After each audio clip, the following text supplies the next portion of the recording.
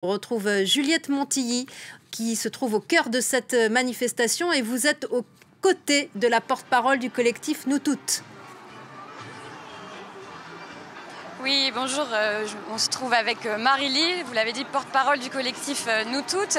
Est-ce que le gouvernement fait assez pour les femmes? Vous, en tant que collectif, quelles mesures vous demandez concrètement? Non, concrètement, le gouvernement ne fait pas du tout assez contre les violences faites aux femmes. À l'heure actuelle, on a un gouvernement qui met principalement en place des stratégies de communication et pas de réelle politique publique. En fait, ce qui se passe, c'est que les lois sont votées, mais sans réels moyens derrière. Il n'y a pas de moyens matériels, ni financiers, ni humains. Et c'est un réel problème, du coup, pour toutes les victimes de violences sexistes et sexuelles en France. D'accord.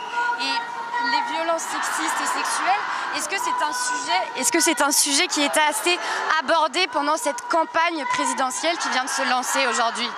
Alors les violences sexistes et sexuelles étaient censées, on l'entend là, c'était censé être la grande cause du quinquennat, blablabla, c'est bien ce qu'on dit ce soir.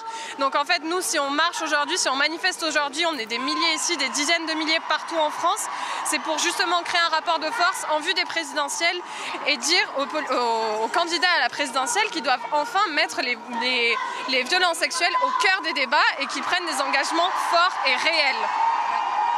Les femmes, cette année, depuis quelques mois, elles ont été doublement victimes de la pandémie avec la crise du Covid, mais aussi à la maison avec une augmentation des violences domestiques. Qu'est-ce que ça met en lumière?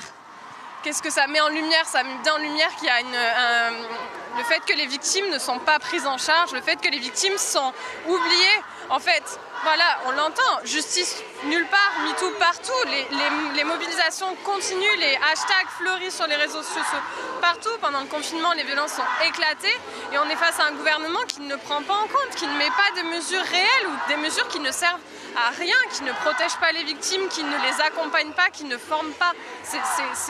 Concrètement, c'est dérisoire par rapport. Il y a un réel décalage en fait entre la réalité des violences et les politiques publiques mises en place. Merci beaucoup. Vous l'entendez, des demandes fortes, des engagements, on demande des moyens pour les femmes. Il y a 2 ans, cette manifestation avait attiré 100 000 personnes. Cette année encore, les collectifs espèrent qu'il y aura une vague violette. Vous l'entendez, l'ambiance est assez joyeuse. Voilà, le mouvement va se poursuivre encore pendant quelques jours avec des manifestations partout en France, voilà, pour sensibiliser aux violences sexistes et sexuelles faites aux femmes. Merci beaucoup Juliette Montilly d'avoir été avec nous. Merci beaucoup.